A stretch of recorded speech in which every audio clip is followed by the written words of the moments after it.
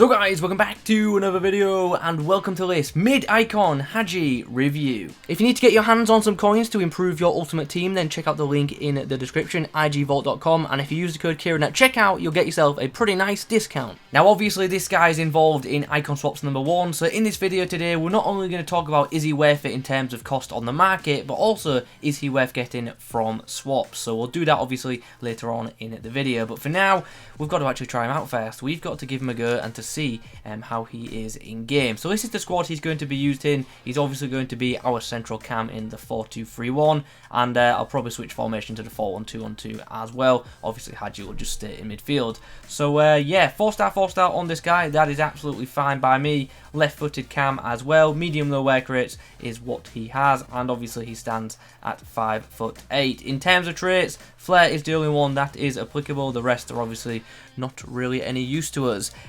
So in-game stats, straight up looks brilliant technically. Like his dribbling looks very nice, the passing looks very strong, and even the shooting looks up to a very good standard too. And his pace for a mid already looks really nice. We're going to put the Hunter Chem style on him to give him a boost in the pace area and also in the shooting too. And yeah, but just on paper, I think this card looks outstanding.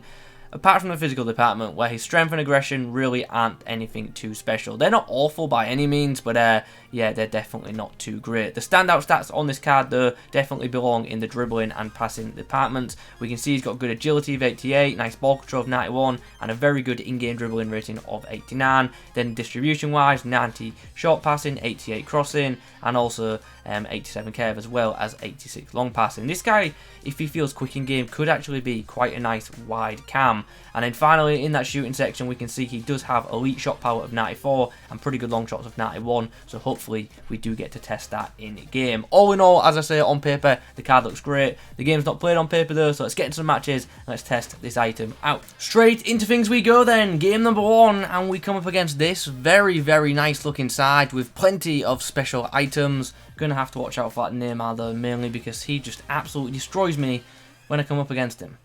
Here is Hagi with a nice through ball to Mbappe, who's got round his man, and Mbappe opens the scoring with a very nice outside the foot shot finish. Great opening to this game. To be honest, we've been under pressure for the first like full 6 minutes, barely touched the ball, and then on the counter attack, boom, we hit hard. Once again, we're gonna have to look to counter. There's not a lot of space for us to work with, and to be honest, we're having to do so much defending in this game as Mbappe gets out wide to Hagi, who's going to try and take on the fullback, but that's not a good idea because Mukiele has a lot of strength and ultimately Hagi does not. Tackle there by Suker. He finds Hagi, who once again puts through Mbappe. Mbappe with a chance and Mbappe will take it. He's super clinical, and Hagi and Mbappe are linking up so nicely in this game. We've literally had 2 chances and we've taken them. Oh, here's a chance. Lucas has put the ball through. Hagi with a chance to make it free. Can he do that? Yes, he can. Brilliant strike off the left foot. And I know I said it previously, but now we've had 3 chances and we've taken all 3. Very clinical start to this game, especially considering the lack of football we've actually had. Opportunity here, Mane. If Hagi can stay on side, we're in. Oh, well, we should have been in. We should be scoring that header. Hagi doing well to hold off Koeman here and gets us a corner out of it. I probably should have pulled back there instead of going for the cross, but it is what it is. So halftime has come around and we are somehow 4-1 up. I cannot stress enough how much that scoreline does not reflect the first half at all. Our amount of ball has been very limited, and you've seen from the goals, they've mostly been counter-attacks. So yeah, hopefully in the second half we can extend the lead.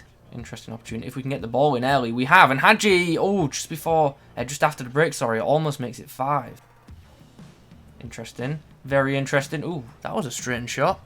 That was a really weird shot animation. And there is the full-time whistle. Weird bit of lag just right at the very end there. But we get the job done with a 4-2 victory. Luckily, we got the job done in the first half because the second half performance really wasn't anything too special. But yeah, not a bad display from Hagi at all. Involved in 4 goals on debut and 3 assists for a cam. Very happy with that. Absolutely no messing about. We go straight into next match and we are up against a full Premier League side with Kyle Walker at centre-back.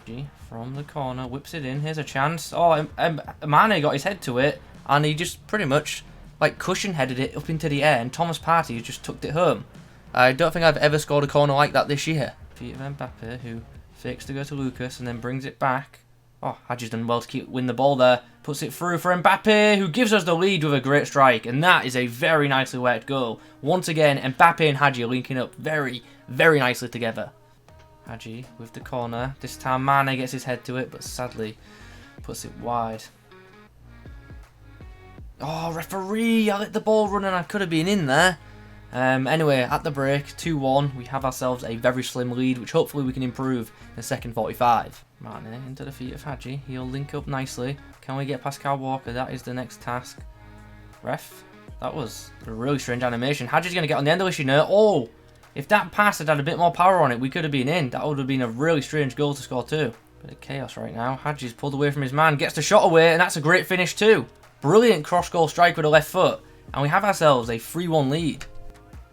Here's a chance for Hagi to distribute, and that's with his stronger right foot. Goes out to Mane. Here's a chance to really put the nail in the coffin and end this game, and we do exactly that. On the break once more, Mbappe, as per usual, finishing a chance. Chance for Hagi on the edge of the box. Oh, hits the finesse, but just goes over the bar. Here's Hagi to start a counter-attack now. He's obviously putting up a lot of pressure right now in the dying minutes of the game. Mane is through with a chance. Oh, we got a penalty. We have ourselves a penalty. Time for Hagi to step up and put this game to bed, and he does it just so calmly with the chip, and that will be game over. And there we go. The referee blows for full time, and the game ends in a pretty ridiculous 5-3 scoreline. We went like 3 or 4-1 up, and I was like, that's game over. And then he scored 2 quick-fire goals, which had me a bit worried, but ultimately we got the job done, which is nice. Another pretty good performance from the Romanian midfielder. Right then, now we've played a few more matches with this item, it's time to give a verdict on the card, and to be honest, I really enjoyed using it. It was a really good attacking mid for me, and I think at this stage of the game, this card is absolutely fantastic. I do think in a few months it could be a bit outdated, but for right now, this card is very, very effective and very, very fun to use as well. This is definitely my kind of attacking mid. I like to run with my attacking mids, get them involved a lot, and I also like to shoot with them, which this guy certainly can do. You guys know me, love my goal scoring midfielders. So yeah, where shall we begin? Let's begin with the negatives actually. The strength obviously isn't great, and he is one of them players who you have to avoid would-be defenders with, otherwise you're not going to have a great time. So you've got to use his dribbling abilities to avoid them as much as you possibly can. Also, I didn't think his stamina was that great either. Fair enough, I do run with my cams quite a bit, but his 82 stamina didn't really hold up as well as I thought it would. It was alright for the majority of the game, but if I was going into like late game in an intense game, or if I was going to extra time, I would definitely look to sub him off. The other negative on this card is when he's under a bit of pressure, he can become a bit unstuck. He doesn't have the best composure, but that was something that was more inconsistent than anything. On some occasions when under pressure he was fine, but on others when taking off a shot or a pass when under pressure, as I said, the resulting shot or pass wasn't the best. But that wasn't a regular thing, it was rather inconsistent, as I say. Anyway, now let's get on to the positives. This guy's passing for me was brilliant, really did like his distribution. Long balls, short balls, crosses, all were very, very good. He's also a very good option for set piece taker as well, which is great. I liked his shot power in game, that was very, very good. He is great for them cross goal power shots, so if you get the chance, definitely take some of those off. And also from distance, he's obviously a threat as well. And to be fair, even his finishing as a whole for a midfielder is up to a very, very good standard. I liked his positioning as well, just got into good areas for me. Yeah, that's just pretty much it. Like, the medium-low work rates didn't hinder him in a bad way for me. I like the fact that he didn't defend. I didn't want him to. And, yeah, I thought he got forward a lot despite having that medium attacking work rate. He got into some good areas for me, and you will have seen that if you saw the footage. So, yeah, really happy with that area of his game. Obviously, he's pretty pacey for a mid as well. Obviously, also the Hunter Chem style did help out with that.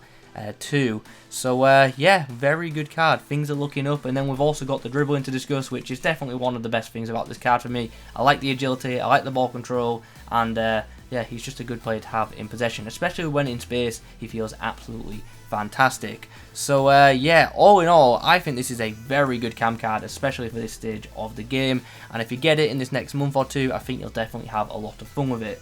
But do I think he's worth picking up? I am going to have to say, unfortunately, no. Prime icons haven't just come out, and they're going to affect the market a lot. Obviously, right now, they've literally just come out today, so there aren't loads of them on the market, but over the next few weeks, when more get packed, obviously this guy's price could, in theory, come down quite a bit, and also then the Prime version of him will be available, and I don't think that card will be much more expensive than this one is currently, so something to consider there.